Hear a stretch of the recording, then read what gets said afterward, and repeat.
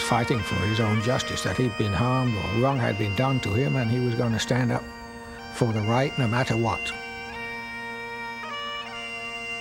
That man should have been allowed to live his life.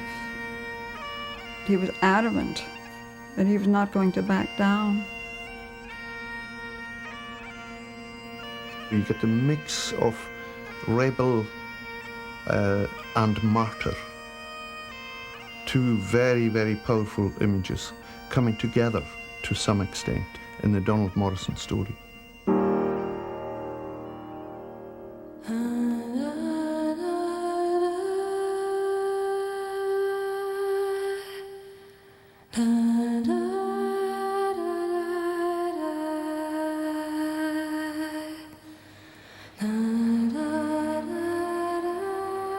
This remote and hilly region of Quebec lies 140 miles east of Montreal. 150 years ago, a steady flow of hopeful gales from Scotland settled in these hills and hollows at the far edge of the eastern townships. Out of this community emerged Donald Morrison, the object of one of the largest manhunts in Canadian history. Donald Morrison was born in Quebec, so first-generation Canadian. And he was, of course, of that generation that really had been free from the landlordism that had blighted the Highlanders ever since the clearances. They no longer had to observe the bounds of their class that said you couldn't hunt, you couldn't fish, you couldn't lift a salmon from that river. He had the freedom. The Gaelic-speaking Morrisons may have been free, but they were isolated.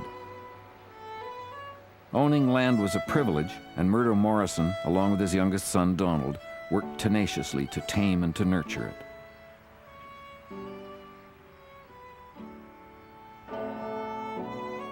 Their shared Presbyterian faith was a powerful unifying force.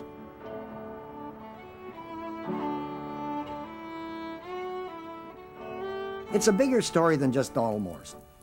It really is a story of a Scottish community that were trying to make a living in a country that they weren't used to. The land that they were particularly on was not good land. And I think what happened to him was what they wished they had had the guts to do themselves. The British American Land Company once controlled over 1 million acres in the eastern townships. Their role was simple enough: encourage immigration. For many immigrants, the promise of a fertile plot of land was welcome hope after leaving their barren and unforgiving Scottish shore.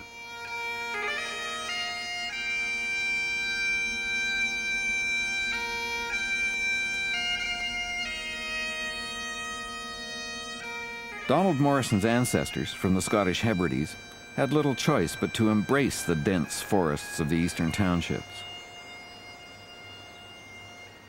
An awful lot of them left because of sheer economics.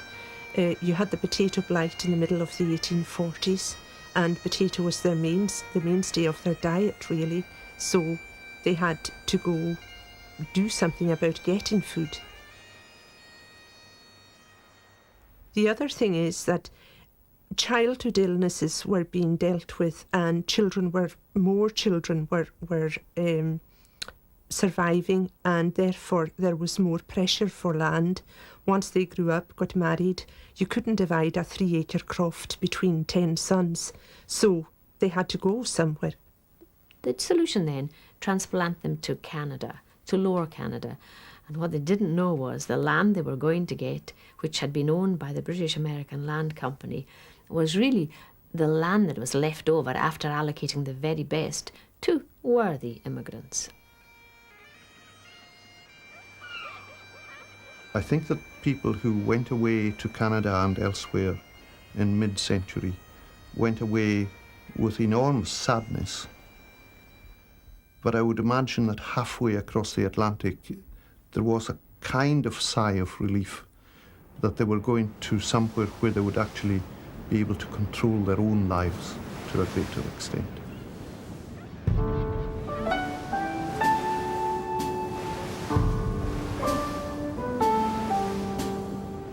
I knew that my great-grandfather came over here as a bachelor in 1842. He left Nieppe on the Isle of Lewis, and he disembarked in Quebec, and he got work there. And this, I find, is how my great-grandmother and my great-grandfather met. They met in Quebec City. And they had to work in order to buy the horse and the cart and the equipment that they needed to take over in this colonization. And when they came to the Eastern Townships, they chose the furthest corner that they could find in the Eastern Townships where they could all live together, as they had lived, of course, on the Isle of Lewis, but it was the furthest corner that they could find, way out by Lake Megantic. And I've heard about the dismay my great-grandmother felt when she saw where they were going to settle. It was right in the forest.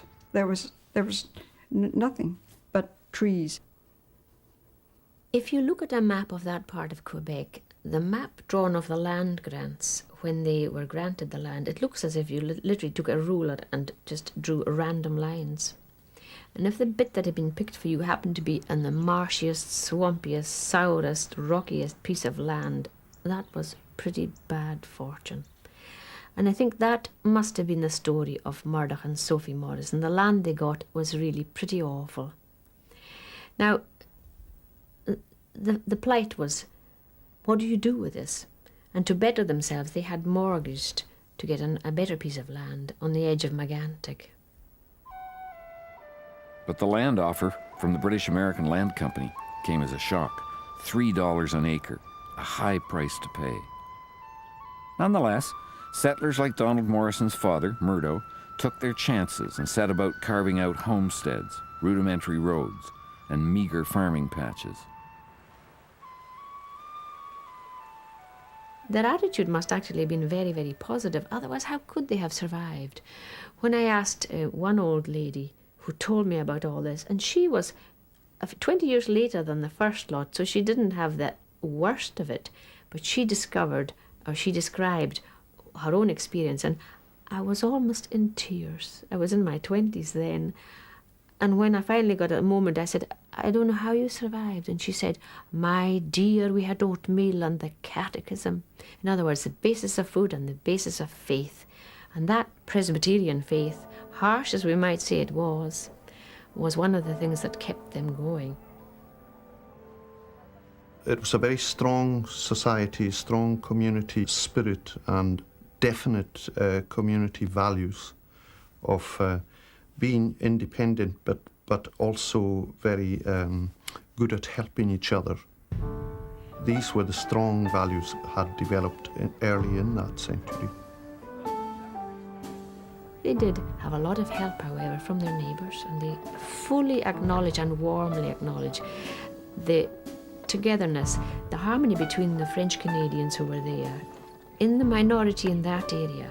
But they were good neighbours, and they taught them how to use their axes, showed them where to get them, and how to clear the land.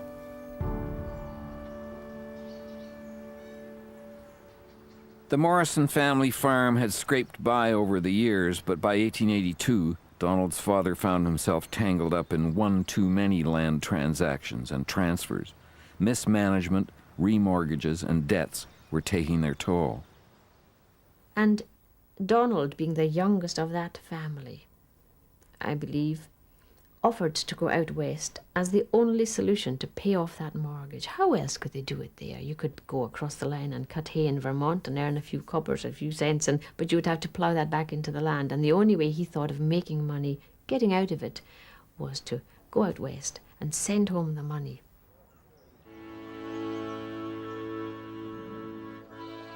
By the time he was 19, Donald Morrison, now a 6-foot example of stubbornness and determination, headed west. But the dreams of saloons and gunslinging on the frontier were soon replaced by the dust and grime of the cattle drive. The open range was lucrative, and Donald dutifully sent money home.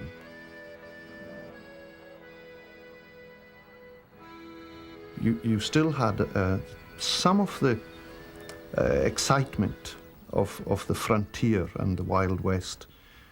But you wouldn't get it in the eastern townships until Donald Morrison came back.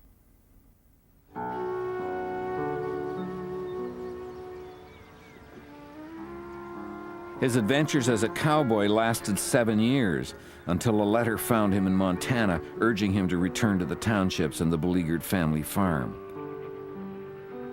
With $2,000 in his pockets, Morrison climbed aboard a train and headed back east in 1883, unprepared for the turmoil ahead.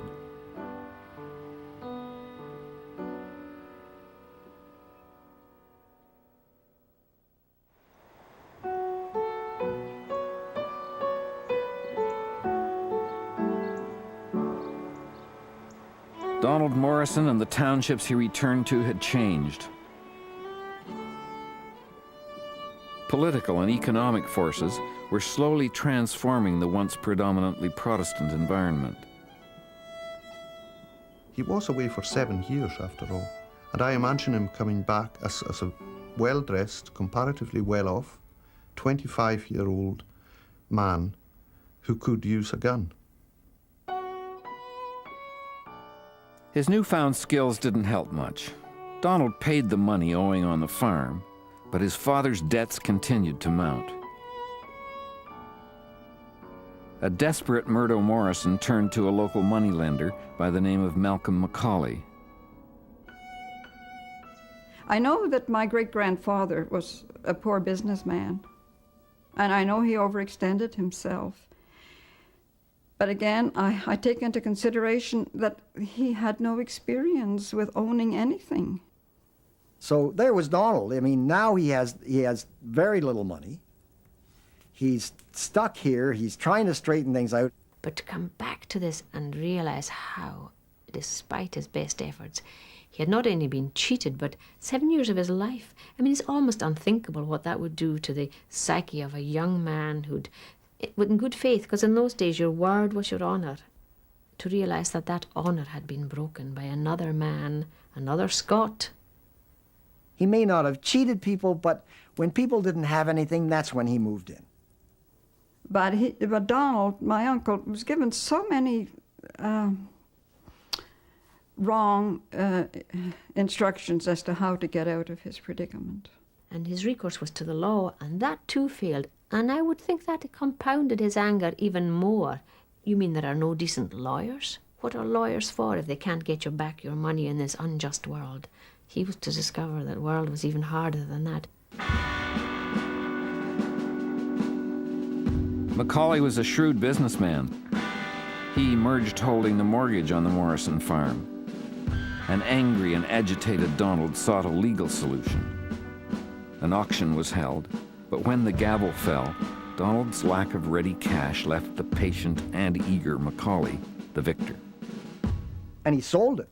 He sold the farm to Duquette, Auguste Duquette, who was a Frenchman from that area, for $1,600 and something, and took a mortgage from him. If he could have been given a fair deal, he would never have been driven to do the things he did do. I think he must have been boiling with rage, and it obviously was going to be expressed in some way. Eviction notices were posted, and Donald's parents were relocated to a shack on several scrub acres near the village of Marsden. But Donald was stubborn. He squatted on the farm until forcibly removed for destruction of property. He cut up some long poles that were intended for telegraph poles. I guess he cut them up. But as far as arson, he'd never admitted to the burning of any of the buildings on that place.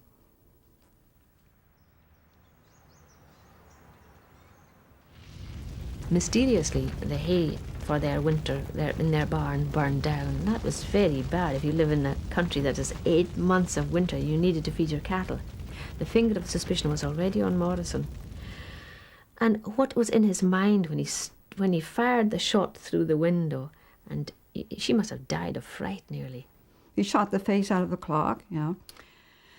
But he wasn't out to kill anybody. He just wanted justice. Donald Morrison had vowed that no one would live on that farm, His harassment of the Duquettes led to a warrant for his arrest on June the 8th, 1888. The charge, arson and shooting with intent to kill. But due to a timid and fearful local police, Jack Warren, a boastful man with a questionable background, was sworn in as a bailiff to arrest Donald Morrison. With Lucius Jack Warren, who was an American. Now, he was a bootlegger. I mean, pure and simple. He was a bit of a rascal. He apparently was mixed up in the myth of the Wild West too, that he was interested in out-shooting Donald, who had a reputation as being a crack shot. He was that kind of a guy, very sort of loose and very, always bragging. And when he came up and he found that nobody could catch this Donald Morrison, he said, well, I'll catch him for you. And of course everybody said, oh yeah, sure you will. He said, yeah, I will, so just deputize me. Which Donald heard about and had good reason to suspect that he was not going to be arrested, but he was going to be shot, or at least challenged to a duel, right there on the main street, Western style. So Donald used to come into town, but his friends would say where Lucius was or where the police were, and he'd stay at friends' places, and I mean, virtually he had the run of the whole area. They all knew that Warren was that sort of fellow that he was looking out to make a reputation for himself, and he'd bragged that he was going to get him dead or alive. But then one day he came into town, and Lucius Warren was there. It was June 22nd, 1888. Donald Morrison strolled into the village of Megantic on a lazy Friday afternoon. He had just about reached the American House Hotel. And Lucius Warren was sitting in the veranda of one of the hotels there, and he saw him go by, and he asked his friends, hey, is that him? And they said, yes, that's him. So he runs upstairs and gets his gun and comes back downstairs and goes racing across the street. You had women and a guy called Leet that owned a hotel over here. You're sitting watching this whole thing. And everybody, I mean, you can imagine, you see old Westerns, that was it. And Donald stopped, and he turned around and he said, don't come any closer. Morrison had he didn't have a holster, but he had his revolver tucked in his Colt tucked in his pants. But he kept coming closer and closer and closer, and obviously he was not going to back off in any way, and he went for his gun, or Donald went for his gun, or they both went for their guns, and bang.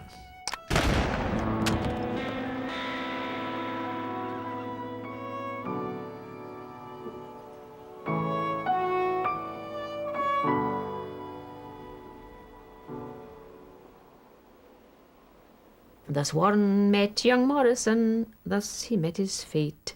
None could prevent the tragedy, assistance came too late. For ere the fearful villagers could realize the scene, the angel death with chilling breath swept coldly in between. And you're left imagining this shot that actually went through Warren's neck. I like it called the angel death. He was a sharp shot, Morrison was.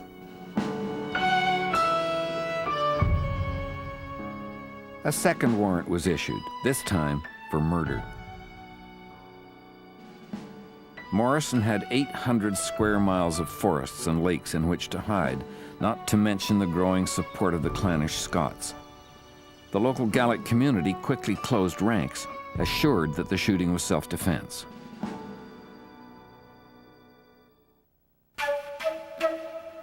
The events in Lake Megantic were gaining momentum in the press. Newspapers took advantage of the story to air their frustrations about the political and social affairs of Quebec. But Donald's concerns were more immediate when he announced to the press, I'm looked upon by the world as a murderer, an outlaw, a villain. I realize myself the dreadful ending that may come to this. And for that reason, I keep out of their way. If they crowd me, they do so at their own risk. And I defy them to take me. This defiance captured the imagination of the reporter Peter Spaniard, known to his readers as Peter Span. He probably colored things a little bit more. I mean, he was a good reporter, but I think what came first was the story. It must be stated that the people of the Scotch settlements declare that they have suffered for years and years the greatest injustice at the hands of unscrupulous moneylenders. Till the Morrison outbreak, the hostility of the people did not show itself. They have made his troubles their own, and they do not propose to do anything in the way of settling that affair till they can make such terms with the officers of the law as will assure him a fair trial before a jury of unbiased men. I think he moved around quite a bit just to avoid being caught. And they used to hide him in their attics or in their barns, or he had friends everywhere. With a $2,000 reward posted for Donald, his friends set about organizing a network of gatekeepers informally tagged the Morrison Defense League. Their role? To protect and shelter Donald from the police. So one day my grandmother was, she looked out the window and he was just coming out of the woods. She lived on a farm, and so he came to the door and she invited him in, of course, and she told him to sit down at the table, and she gave him a bowl of stew. And while he was eating, she saw them coming up the road. So she said, "Quick, Donald, get under the table." So she pulled the tablecloth down and spread her long skirt out. She sat down, and when they came in, she was eating his stew. And they asked if he was here or if she had seen Donald, and she denied it, of course. No, she hadn't seen him. Being a good Christian, I don't know how she got that out, but she did. He actually was sitting around in MacArthur's kitchen one day when the police came, and he picked up his lunch and took it down the cellar steps and sat down on the cellar steps to finish his lunch while they were stomping around upstairs. He was very calm that way. But Span wanted his story, and his persistence gained him the trust of the community. Some friends of Morrison told Spaniard to get on a train and get off at Sandy Cove, and said, "You just stay there and a wagon will pick you up." Megantic, August 7th, 1888. I left the train at the appointed station, where I found a man who conducted me through the woods to an open spot where he left me, and when, after an hour's waiting, I was joined by my guide in a buggy. We started on a 28-mile drive along a road lined on both sides with bush and leading over innumerable hollows or gullies. Being then about 5:30, we drove for another hour. After, we took a side road which brought us to a farmhouse. And he was in this room, and he didn't know, and he was a little frightened because everybody was armed. I mean, this was just no casual thing. I mean, these people were armed. They had rifles, and there he was in this room wondering what, and Morrison came in. I saw the modern Rob Roy, the Megantic desperado, or whatever people had chosen to call the slayer of Jack Warren. The very first thing that strikes a stranger is his perfect calmness and unassuming demeanor, entirely different from what one would expect in a man charged with crimes like murder. While Span scratched out his story, Morrison took the opportunity to state his position. My heart bleeds whenever I think of the wrongs they have done to me. And besides, I have lost all faith in justice through my bitter experience of days agone. If Macaulay will return the money, I'm ready to leave the country, never to return. The police had been chasing Donald Morrison now for 3 months. An embarrassed Quebec Premier, Honoré Mercier, summoned his Attorney General, insisting that the matter be dealt with. It was costing the government support and votes. The Premier is really pissed off with this because he says, "Look at here, guys, this is not good for us. We're looking bad. You got one Scotsman running around down there, and nobody's capturing him. Surely somebody can capture him." So that's why it blew into such a big thing. So now you have between 100 to 200 people looking for him, and they wanted anybody, adventurers, bounty hunters. They said, get him, nail him. By November, reinforcements were brought in. A search party, totaling over 100 men, including the militia, was determined to capture Donald Morrison. The reward now climbed to $3,000.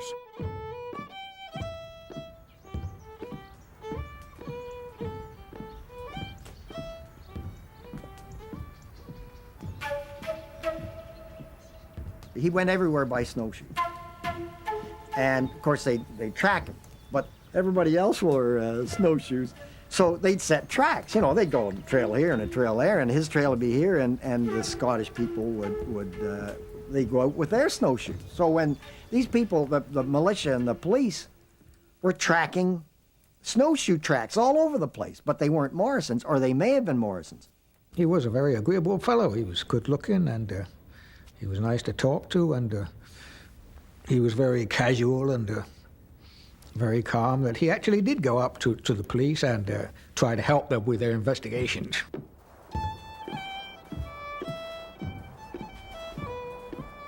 I mean, he had guts. One day he was on snowshoes, and he was going down this road that was snow all over the place, and he came upon the police. Now, this was winter. It was cold. Everybody was bundled up. And the man in charge of this little group stopped him and said, where are you going? He said, well, I live up here. And they said, well, you're not Donald Morrison. He said, if I were Donald Morrison, would I be standing right here? So this gives you a sense of what he was. I mean, he was very cool. That was sort of typical of the things of the situation, how he got away being so bold about it. I mean, they could have nailed him right there.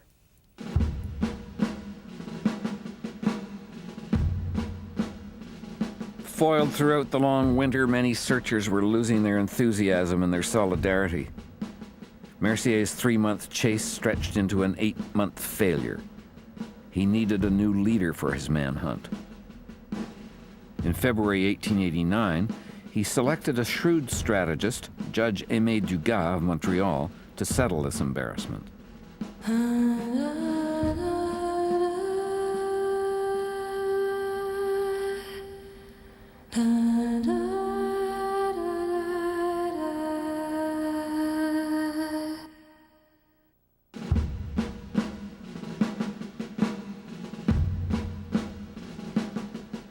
Within a month of Dugas taking charge, the Quebec government declared martial law throughout the Megantic region.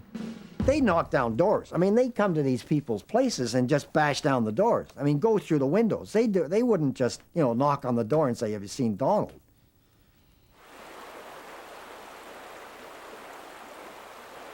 The plan seemed clear: break the backs and spirits of those determined to aid and abet a fugitive. Dugas figured that intimidation would undermine the efforts of the Morrison Defense League and help him control the flow of information by the press. People kept ending up in jail.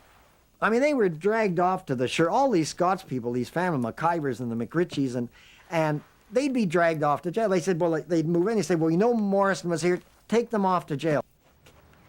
And when you think of a year evading arrest and depending on friends to house him, clothe him, protect him.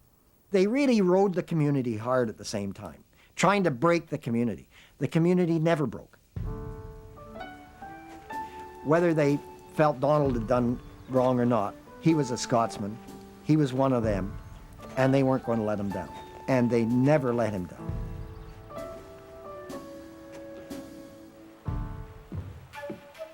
Dugas held 45 warrants and increased the pressure. He now commanded 200 men in the region. As for Donald,